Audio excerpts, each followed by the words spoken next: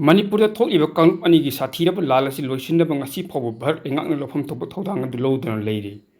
Manipur lengak ama ichaw chawna leiga thokliba lal asi loisinbiu haiduna Prime Minister Narendra Modi amadi Union Home Minister Amit Shah unaduna Manipur gi Chief Minister nu wari sanaba ngambagi thongasu leite. Bharat lengak amasung Manipur lengakna Manipur miyambu kaisu leitana khanbagi chathakliba thongasi kangkhong chaiba mihat mipun thallaba ain leitraba sasan leitraba Manipur haibadu oiduna leiri. Chief Minister dagi horaga Cabinet Minister sing amadi MLA sing maribak Manipur bu thamoi sing nungsiba amati yaudri haibidu phongan tapaga manare. BJP lengak matamda nuai horo nong taringai danga phawro haina Chief Minister in Birena Kerak ana lebak miyamda momon noktuna phungdok kyopam adu are matari. Adubu mang matakpa loiraga wakhal tar I haibagi matagum BJP Manipur Pradesh ki President Sharda Devi nasu nahan makai Prime Minister amdi Union Home Minister unabu ngamdan laklaga hojik waida unaraga Manipur da thokliba lalasi loisinaba solution program hotnagani haibu wafam social media na chingmada phongdorpa thengnare. Maduna mang matakpa loiraga hojik waida Manipur miyam nungsiba sarliba asi Gamvir na mi yoklamdai da mamitagi mapi sintarpani haina lobu yai. Amit Shah Manipur da lakani hairaga miyam na pan chongduna Haraofam Thokte. Mahak Manipur da laklaga kanglup anigi marakta thokliba sathiyaba lalasi leikidraba lanjadraba miyosing adu amuk anna hingat hanba ngamgadawribra.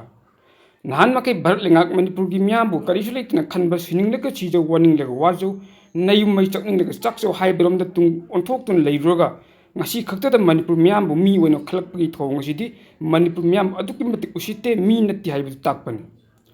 Aduga punnamang asi thokalakliba si Manipur amadi miyambu nungsidaba mamungta Chief Minister amadi MLA oiningbu miyoising asina mitibong mitambal oidun leikibadagi tholakpani haibasi yafam thoke.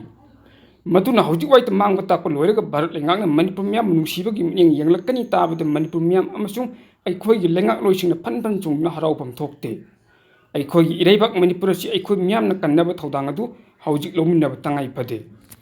Thawbal Moising Thongjaugi Madrasa Usmania Campus ta leiba AR Multi Enterprises ta mobile phone makhal khudingmaki accessories sing agriculture items sing 2-wheeler 3-wheeler amadi 4-wheeler gari singi mobile yauna tongan ba potlam kaya suna yonjari miyamgi khudongsa nabagi damakal laga potlam khudingmak laubada yamna sauna discount pijari maram asina AR Multi Enterprises ta lakpiduna khudongsa ba laubiyo haina enterprises asigi maikaidagi miyamda appeal tawrakli Miyamgi mit nakong oihanjariba Impact TV News haiba news networking YouTube channel amadi FB page asibu like subscribe amadi follow tawbiduna support tawbiyo loinana tungkoina miyamgi seba tawba ngamnanaba adongi mamal yamlaba suggestion taramna ukjari